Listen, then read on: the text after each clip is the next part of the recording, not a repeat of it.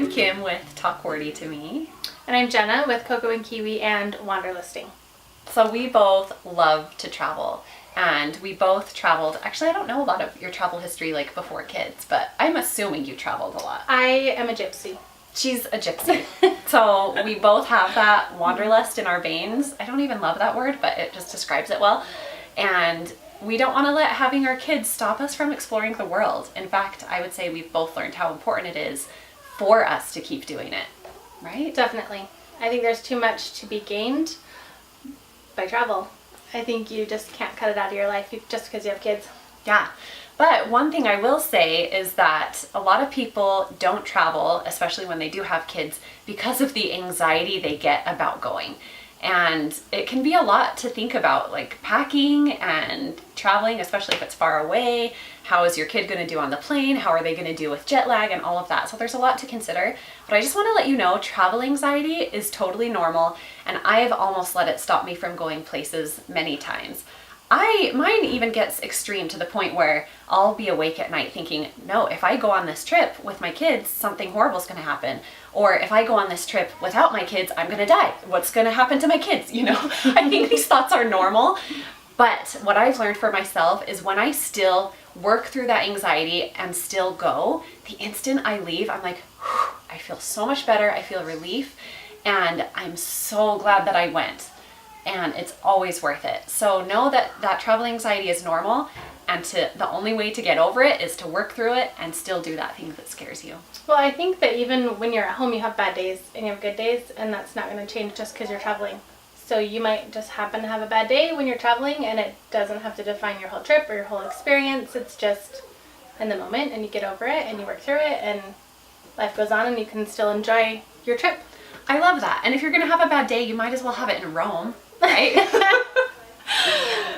So that's one thing. And then another thing is expectations with traveling. With us, when we've traveled with our kids, if we feel like we've just prepared so well and things are going to go really smoothly and we expect them to, a lot of times we're let down. But if we kind of expect, well, this is a 10-hour flight, our kids might not sleep at all, or this is a 5-hour drive, our kids might be screaming the whole time. If we expect the worst, we're always pleasantly surprised at how smoothly it does go. So expectations are a big deal. Definitely. Yeah. So something else that we have discovered is keeping it simple. I used to scour Pinterest and go to the dollar store and buy new presents, and my kids would open up a present every hour of the road trip, and I found that it was causing more anxiety and chaos, and my kids were overstimulated. So what we started doing was we packed a book or an audiobook and a notebook. We also like boogie boards so they can not have to deal with paper and pens. So we started this on our road trips. At first my kids were bored, but after a while they started enjoying the scenery, they started enjoying each other, they started playing games and having conversations and writing notes to each other, and just being able to actually enjoy their time rather than zoning out and feeling they needed to be entertained with something that was actually taking them away from the reason we were traveling, to make those relationships and to enjoy the world around us. So we started that about 2 years ago, and now my kids, I love movies. iPads save me a lot of the time, but we try to really cut them out when we're traveling, and everything just goes more smoothly. So what we like to do is my big kids will bring a good big long chapter book that they are hopefully at the beginning of, so they don't finish right during our trip, and they bring a notebook and a paper, and you will be pleasantly surprised at how calm you are with I was trying to find Legos in seats, and things were rolling around planes, and cards were all over. It was a nightmare. So you'll be surprised at how smoothly things can go and how quickly your kids will adapt to a more simplified experience. I love that so much. When she told me that, I just felt like a weight lifted off my shoulders. I'm like, oh, I don't have to do the new presents every hour and the constant, planning of what are they going to do the whole time. It's opposite of what our instinct is. Our instinct is, I got to keep them entertained, and I have to keep going from thing to thing and keep them distracted and interested, but we forget that they're capable of doing that on their own. You want them to be capable of doing that on their own. And it's almost a disservice because you take them away from noticing the world around them and the experiences they get with their siblings. So I love that. Jenna is so wise. Okay, so it's true. So going along with what she said about audiobooks, my family and I just started doing those together, and they are so fun. One that we just listened to was Wrinkle in Time, and now we're doing Tuck Everlasting, and it's so fun to find those books that the whole family can enjoy, or at least can put your kids to sleep. She was saying how her boy might not fall asleep to a movie because he's, wanting to watch it. Her toddler. But he will fall asleep to, the calming voice of an audiobook, so it's a win-win. It is a win.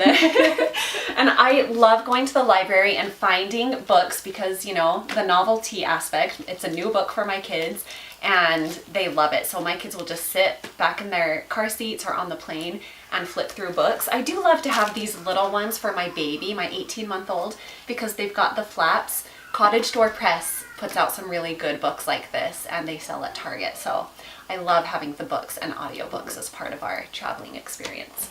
And something along with the audiobooks that we do is we try to save all of our old iPhones.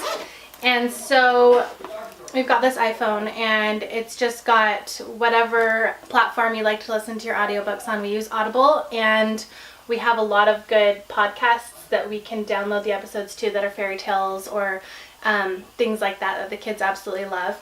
And so we try and just keep these in here charged, and if my husband and I want to listen to something the kids might not be interested in, currently we're listening to Lies My Teacher Told Me and the kids aren't so interested in all that history, and so they can turn on their own audiobook and they can still be entertained, and they can do their own thing. Yeah, So, and Overdrive is another charger. good. Oh, backup charger. Backup charger. Smart. Life-saving. Yeah, seriously. Overdrive is another app through your library that you can get for free, and you can get some audiobooks that way as well. So, yeah. Do you have anything else? I think we could talk for hours, but we just wanted to share a few tips that have helped us on our travels. Yeah. No, I don't really have many more. The only other thing I would say is don't take on the responsibility of all your kids. I have 4, so if I took on carrying and packing all of their stuff, that would be a little tricky. So I just have them with a little container, pack their own snacks and maybe like a comfort object and maybe one toy, and they carry it on their own in their own little backpack. This is my toddler's. And so he's in charge of his thing. He gets his own snacks when he's hungry, and obviously I help. He's a toddler, but putting the kids in charge of their own things really is a lifesaver and a stress reliever for you too. I love that self-sufficiency. So hopefully what we've shared today has helped you guys.